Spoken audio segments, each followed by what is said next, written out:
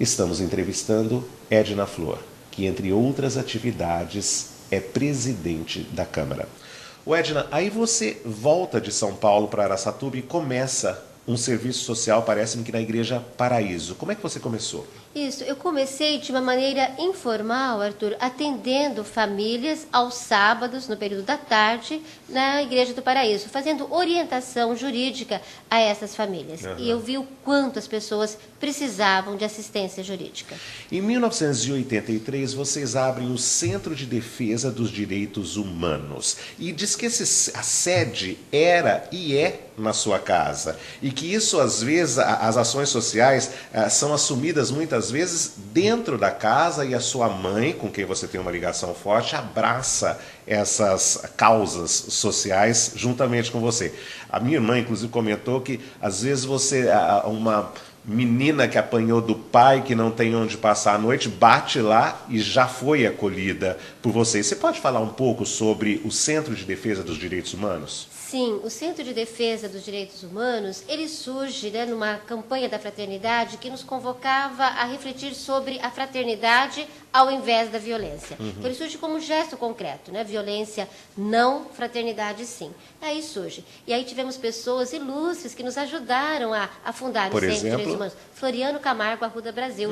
Foi meu professor. Foi fundador conosco do centro. Ele nos ajudou muito a pensar no Estatuto do Centro de Direitos Humanos como excelente jurista que era, né? Mário César Rodrigues, que nos dava o toque poético, bonito, ligado às artes também no Centro de Direitos Humanos. Então o centro surge e é isso, né? Minha mãe sempre envolvida, minha mãe é alguém que compartilha dos projetos que eu abraço. Eu vou citar algumas ações e gostaria que você as comentasse rapidamente. Tortura, você assumiu alguns casos. Assumimos, né? Assumimos coletivamente no Centro de Direitos Humanos, o mais famoso, o caso Porfírio, da vizinha cidade de Birigui, além de algumas violências policiais à época, especialmente na Vila Bandeirantes, também em Birigui. Mas também em Araçatuba, alguns casos de tortura. Migrantes cortadores de cana, alguns alojamentos. Nossa, esse trabalho nos ocupou por muito tempo, porque na época nós não tínhamos os órgãos públicos de fiscalização que temos hoje, e aí então o centro tinha que fazer esse trabalho, denunciando condições que violavam a dignidade desses trabalhadores. Por exemplo, alojamentos, superlotados, sem banheiros adequados, sem alimentação adequada. Então tudo isso nós fizemos sim. Vocês têm um trabalho também de reinserção social.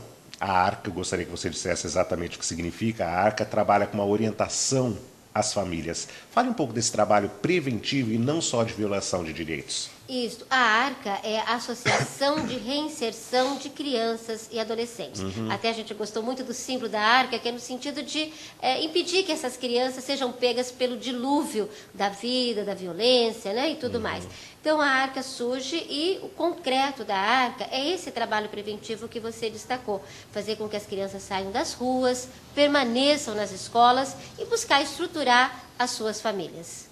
Tem conseguido bons resultados? Graças a Deus, vocês bons têm convênios? Resultados. Sim, hoje, né, a ARCA, basicamente, ela trabalha com os convênios dos recursos públicos que recebe. Você e Beatriz são cofundadoras, Beatriz Pimentel? Somos. A Beatriz é uma grande amiga também, pessoa com quem compartilhamos muitos sonhos, muitas esperanças e muitas lutas. Edna, e a Associação de Catadores de Papel, a ACREPOM?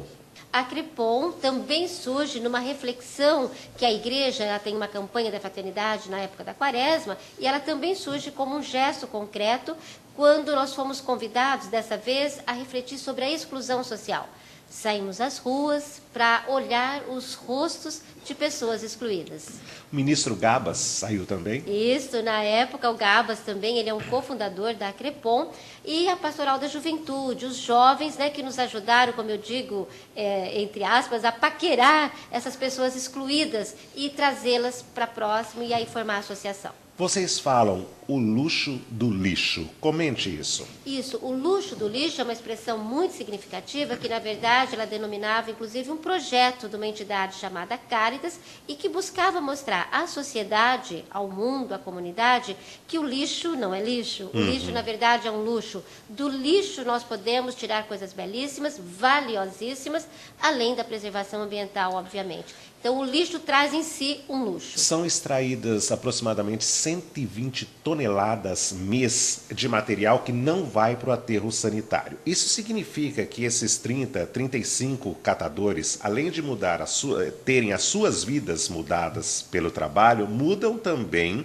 a vida da cidade e, por tabela, a vida do planeta. É isso mesmo? É isso mesmo. Inclusive, nós refletimos muito com eles que eles não são catadores de papel, são agentes ambientais, na medida em que esse trabalho se estende. Eles fazem, inclusive, Arthur, a coleta seletiva em 6 bairros da cidade. Ô Edna, eu gosto muito quando você comenta da satisfação que te dá ver um catador pagando um carnezinho igual ao seu. Conte. Isso, às vezes eu estou numa fila, né, num caixa de um estabelecimento comercial, e encontro com um associado, um catador da Crepom, também pagando o seu carnezinho. Ele que há pouco não tinha documento, né, não era uma pessoa que podia se incluir socialmente, hoje isso é possível. Edna, o Centro de Ressocialização, o CR, trouxe alguns problemas, talvez até para você, até problemas pessoais, quando você, com a fundadora, você e a Beatriz Pimentel, de novo, também, parece que vocês foram à Bragança Paulista, ficaram encantadas com o projeto deles e trouxeram o CR para Araçatuba. Mas aí houve gente contra.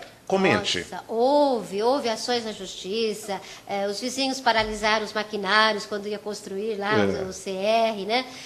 Era muita polêmica, muita dúvida das pessoas sobre o projeto do CR.